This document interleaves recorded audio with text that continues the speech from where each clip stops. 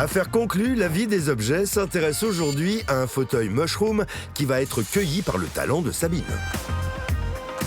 On attrape une paire de ciseaux et on se dit, allez, on va essayer de voir ce qu'il y a en dessous. Ça a l'air pas mal. Finalement, oui, le tissu originel est bien là, mais par contre, il n'est vraiment pas en très bon état. Donc c'est Sabine qui va faire un miracle, comme d'habitude, et elle va en faire une très belle pièce.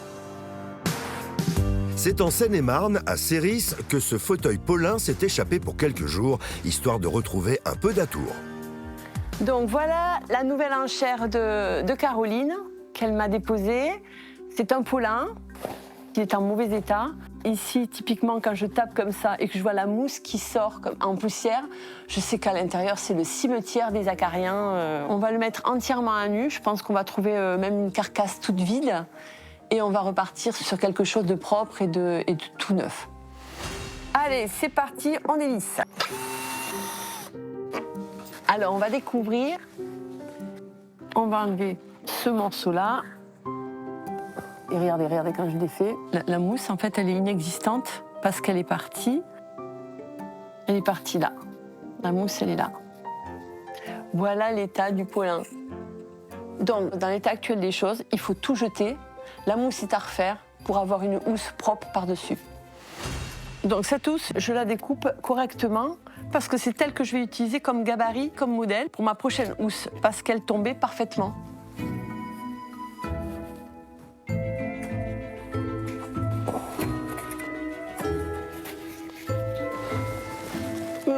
Donc là, on comprend bien que je vais devoir enlever toute la mousse. Je peux rien garder. De toute façon, le moindre mouvement, ça va partir en lambeaux. Allez, c'est parti. Donc, on a une mousse alvéolée d'origine. C'est typique de ce type de fauteuil. Et voilà, notre beau Paulin est tout nu. Il va falloir entièrement le nettoyer pour partir sur une garniture toute neuve et poser ensuite notre tissu. On va défaire le coussin maintenant.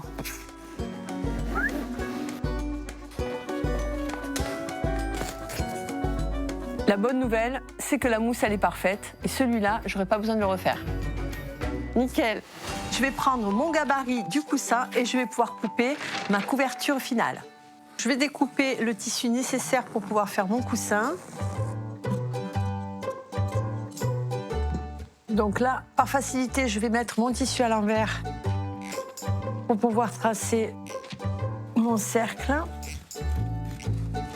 Voilà. Donc, je repositionne mes tissus l'un sur l'autre. Je vais les fixer un tout petit peu pour que ça ne bouge pas trop. Et hop, à la couture.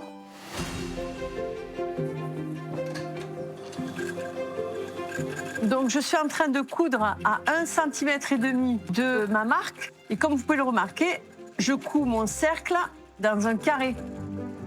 Parce que c'est beaucoup plus simple à manipuler. Et voilà. Allez, on coupe. Ah, je souffre là. Il y a une double épaisseur d'un tissu très épais et ça fait mal aux doigts. On retourne. Et il n'y a pas un pli. On empoche.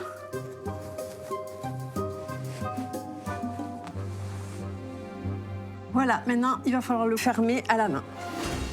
Donc, j'ai gardé un peu de tissu là pour bien l'avoir en main. Je vais faire mon repli. Je vais placer mon tissu.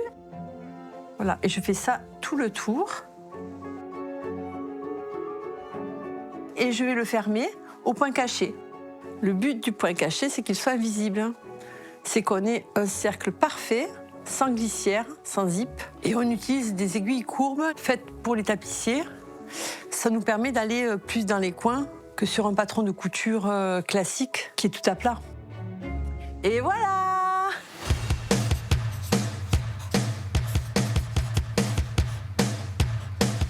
Et le clin d'œil du tapissier.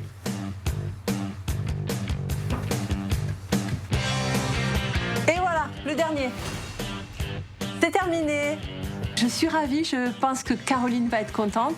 Il y a eu vraiment beaucoup de travail, il y avait tout à refaire sur ce fauteuil pour au final avoir un résultat qui est extrêmement satisfaisant.